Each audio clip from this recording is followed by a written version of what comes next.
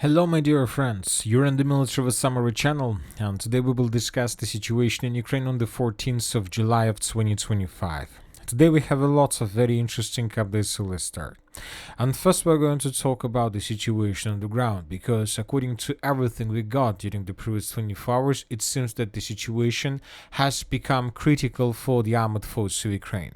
Currently, they can't stabilize the situation, and most likely this is the only reason why the United States of America decided to resume sending weapons and arms to Ukraine. Basically, some front lines collapsed today completely. So let's discuss everything in details, and first let's talk about the Zaporozhye direction, where the Russians continue their offensive operation. During the previous 24 hours, the armed forces of Ukraine published this video. And in this video, in the northern part of the settlement of Kaminska, we can see two Russian soldiers that enter the most northern part, probably with the purpose to secure the area. And later, Ukrainian drone attack position of the armed forces of Ukraine. So based on this video, we came to the conclusion that the entire village of Kaminska was secured by the Russians completely. And based on this video that was published by the armed forces of Ukraine, we have colored the territory of Kaminska under complete Russian control.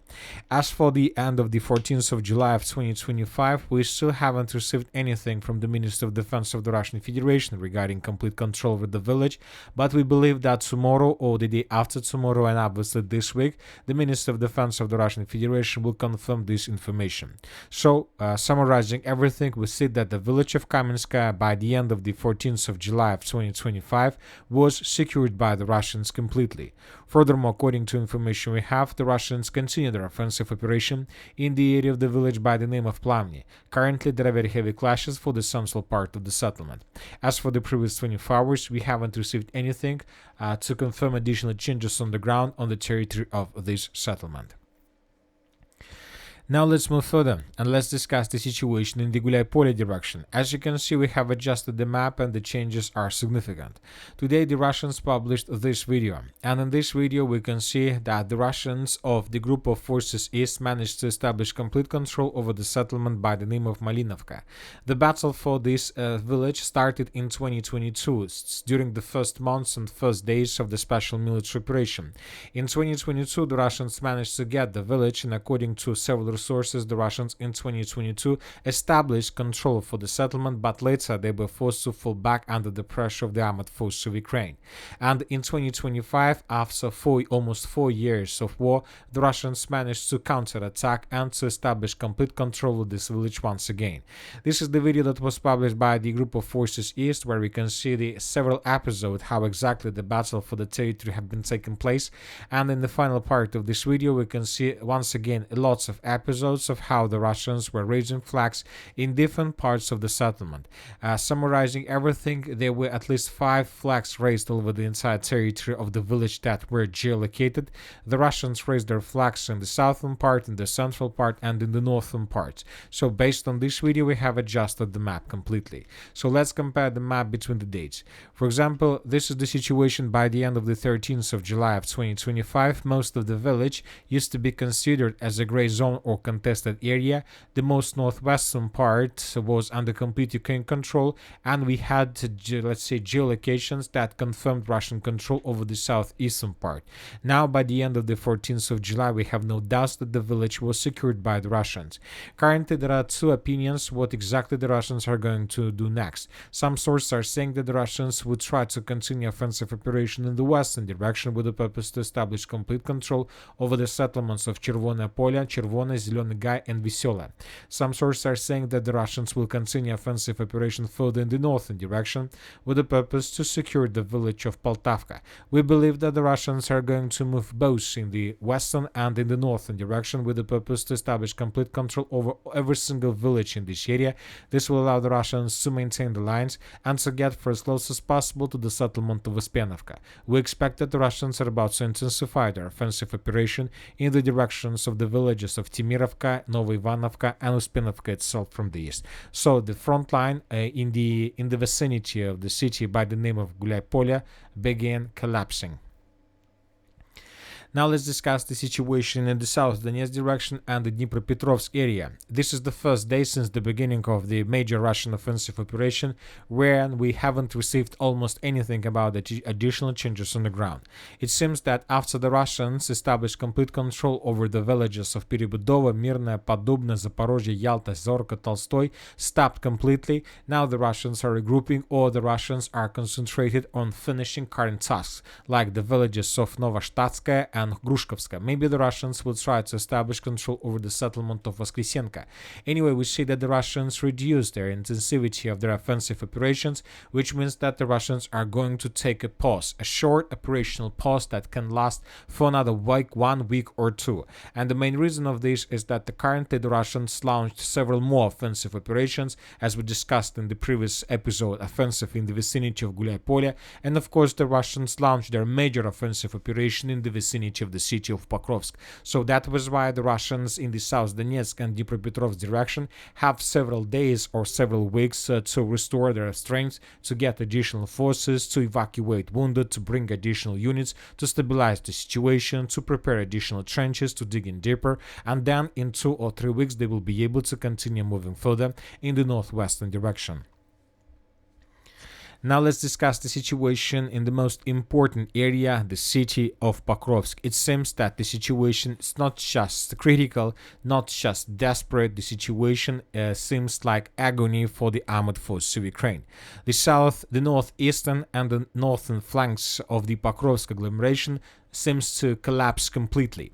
As you can see, we have a lot of icons in this area, and the most important, we have a lot of changes on the ground. So summarizing everything, we can see at least 3 roads of attacks based on geolocations and corrections we've done. So for example, this is the first roads of attack, and as you can see, we have adjusted the map exactly according to this red line. Furthermore, we have another breakthrough, and we have another adjustments on the map in the vicinity of the settlement of Fedorovka, and this is the second road of attack. And we have a third correction of the map, and these changes are taking place in the area of the village of Mayak. So basically, summarizing everything, we see that the Russians attacked in these 3 directions, and as a result of clashes since the beginning of a Russian offensive, major offensive operation in the northeastern and northern flanks of Pokrovsk, they managed to break Ukrainian defense at least in 3 points. So now let's discuss every single road in details. So this is, for example, a first video that was published today, during the day. And this video we can see how 3 or 4 Russian soldiers, you can see them in front of your screens, enters the building that you can see in front of your screens. So this building was geolocated, and this is exactly the building that the Russians captured during this short video. Based on this video, we colored the northeastern part of the settlement of Novoekonomichne. Furthermore, we have additional icons in the vicinity of the lake by the name of Markova. So let's take a look at this video that was published by the Ukrainian sources, and in this video we can see how FPV drones of the armed forces of Ukraine were attacking another group of sabotage and reconnaissance forces of the armed forces of the Russian Federation. So this episode with this attack took place exactly in this point, right exactly in the vicinity of these lakes, and based on this video and based on the video that we've just discussed in the northern part of Novoekonomichne, we have colored the entire roads of attack. Another video, additional videos we got from the settlement of Fedorovka. Let's take a look at them also, and let's discuss them in details. In this video, for example, we can see how Ukrainians were attacking Russian positions in the central part of Fedorovka. We can see Russian soldiers that were running from one tree to another under very heavy fire with FPV drones. So this episode took place exactly in this point. So based on this video, we have adjusted the territory between the village of Fedorovka further in the eastern directions towards the settlement of Koptiva. And we have a final and third geolocation, third adjustment in the area of the settlement of Mayak. As you can see, we colored the village completely. As for this correction, we made these changes based on the report of the Minister of Defense of the Russian Federation. Today, the Russians stated that as a result of clashes, the units of the Group of Forces Center continued to advance to the depth of the Ukrainian defense and established complete control over the settlement of Mayak. So the Russians Russians were talking about this village. Based on this report of the Minister of Defense, we have adjusted this breakthrough. So now let's compare the map between the dates. So this is the situation that you can see right now in front of your screens, is the situation by the end of the 13th of July. The village of Mayak was under Ukraine control. The village of Fedorovka, most of part of the village of Fedorovka was located in the gray zone, and the area in the vicinity of Krasny Liman was under complete Ukraine control. But now we have enough of proofs to confirm that the Russians managed to break through every single direction that we've just discussed. And the most interesting thing, as for me, is a breakthrough of the armored force of the Russian Federation to the north of Novoekonomichne and to the southeast of Rodinskaya. So we're talking about this point that we discussed a minute ago, how Ukrainians were attacking Russian forces. If you take a look closer to this point, we see that this attack took place right in front of these settlements and these buildings, and this is already the village of Krasny Liman. It seems that the Russians somehow managed to probably take several units, several groups of stormtroopers to bypass all these barriers, all these tree lines, fortifications and fields, and enter the settlement of Krasny Liman. It seems that the Russians are planning to continue offensive operation further in the western direction with the purpose to establish a very strong foothold in the area of the village of Krasny Liman, because from this side the Russians will be able to continue offensive operation further in the direction of the settlement of Rodinskaya. We have already discussed the village of Rodinsk in the previous video, because the Russians published lots of videos how they were FPV droning Ukrainians on the territory of the settlement. Lots of attacks, lots of explosions, so the Russians either established just FPV drone control over this territory, or the Russians began clearing operation with the purpose to secure the territory before the beginning of the Russian major assault operation. So it seems that the next several days this area is going to be very hot for both the Russians and the Ukrainians. Furthermore, we see that if the Russians continue offensive and if somehow the Russians take under control Rodinska, this is going to be a cauldron for the Pokrovsk agglomeration. So we have lots of updates. Furthermore, we have reports that pro-Ukrainian resources confirm Russian breakthrough. Of course, pro-Ukrainian sources show less progress on the ground, but they say that indeed something big is happening here right now. Furthermore, we have very heavy clashes in the area of Novoekonomichne. The Russians established complete fire control over these industrial facilities. In this video, we can see how the Russians were bombing these facilities in the area of the Russian breakthrough. Most likely, the Russians were bombing this territory either to pin down the Ukrainians and not to allow to counterattack Russians in the area of Lake Markova, or the Russians are going to attack these facilities as well, with the purpose to establish strong foothold in the northern part of the city of Pokrovsk. Furthermore, we have complete control over these facilities. This is the mine of Komsomolska. Russians published lots of videos how they were attacking and destroying vehicles and tanks on the territory of these facilities. Lots of videos were published. Ukrainians suffer huge losses, and we see complete absence of any resistance from the armed forces of Ukraine, especially when talking about anti-drone forces or air defense systems. Nothing. The Ukrainians can't do anything with the situation in this area. Furthermore, we start receiving first reports that the Ukrainians began retreating and withdrawing their positions in the area of Novoekonomichne due to the situation that they could be caught in cauldron by the Russians within the next hours, not even days. So it seems that during the next 24-48 hours, the settlement of Novoekonomichne would be secured by the Russians completely. Furthermore, and obviously, the Russians would be able to improve their positions in the area of the settlement of Rodinska. I would like to remind you that according to majority of military experts, the Russians are trying to move and to establish control over this pocket. We are talking about the settlements of Rodinska, we are talking about the settlement of Shakhtenska, Zalitshok, Fedorovka, so we're talking about this pocket.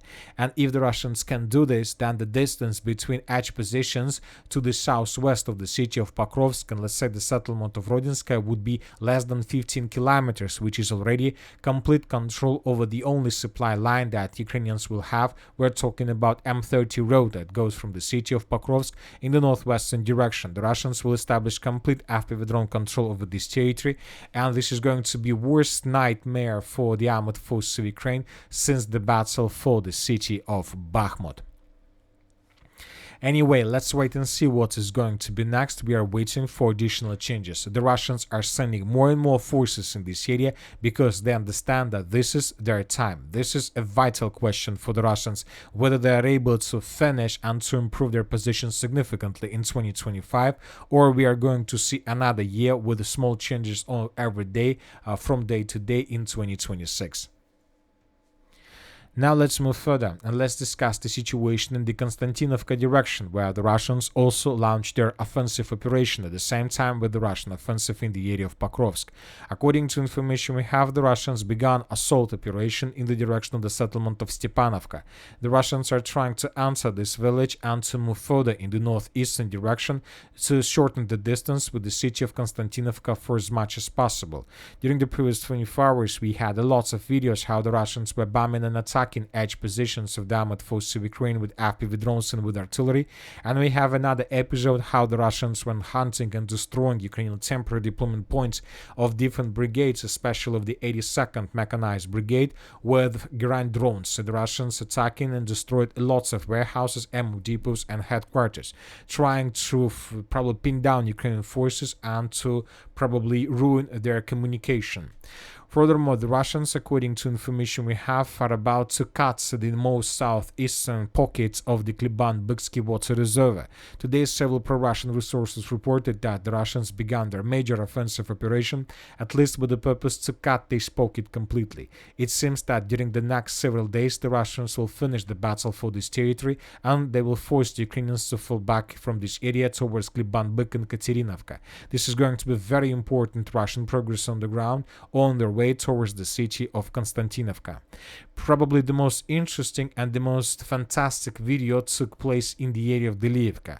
This is the video I'm talking about. And right now in front of your screens you can see probably the most armored tank since the beginning of the special military operation. This tank probably moves 1 meter per 1 minute, but it doesn't stop this tank and it doesn't allow the Ukrainians to destroy this tank. This is super pooper armored tank, turtle tank ever that you might seen. The Ukrainians made a separate analysis regarding this tank. He's so armored, so it's even difficult to explain how many tons of armor we can find on this tank. And the Ukrainians are saying that they used 60 drones, 60 FPV drones with the purpose to damage and to destroy the tank. And the Ukrainians are saying, despite the fact that during this video you can see that the tank was stopped by the Ukrainians are saying that the tank stopped not because they used 60 drones for these purposes. The tank stopped because this tank entered minefield and was damaged from the bottom with the mine. So this is the reason why the tank stopped. So Ukrainians are in panic. They see that they used 60 drones with the purpose to slow down the Russians, but it didn't help, and Ukrainians understand if the Russians began using this super armored fantastic tanks turtle of the armored forces of the Russian Federation, with this tank they can get the city of Kiev being completely undamaged. So the only way how to damage them probably to use HIMARS missiles just against them, but obviously this is not so smart. So this is very interesting situation. The Russians, under very heavy fire of Ukrainian FPV drones managed to break through Ukrainian defense and to enter this dense network of the fortifications and to capture them. The Ukrainians used 60 drones and this didn't help them. The tank was stopped because the tank entered the minefield. Now let's move further and let's discuss the situation in the Kupiansk direction.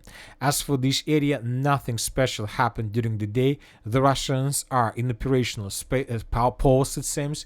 Currently, there are very heavy clashes in the Pokrovsk, in the Zaporozhye direction, so that is why we believe the Russians will not be so active in this area, probably just some attacks with the purpose to improve positions. But we can say the same about the northeastern part of the Kharkiv Oblast. In this area, it seems that the Russians are going to intensify their assault operation. During the day, we got lots of videos how the Russians were attacking Ukrainian positions, most likely preparing the foothold before the beginning of another round of offensive operations. And as for the Sumy direction, for the first time since the beginning of battle for the city of Sumy, we made small corrections in the village of Yunakivka based on the video that was published by the Ukrainian sources. In this video, we can see how the Russians were moving through the village of Yunakivka, trying to clear one building after another. Then the Russians were discovered by Ukrainians, and Ukrainians began attacking them, and the Russians were forced to fall back. This map was adjusted. We colored additional tree line under complete Russian control. So it seems that despite fierce resistance that Ukrainians show in this area, the Russians continue offensive. And that's it for today. Military Summary channel reminds we condemn any violence in the world. Thank you for your watching. Subscribe to my channel, put your likes, join my Patreon, and have a good day. Bye bye.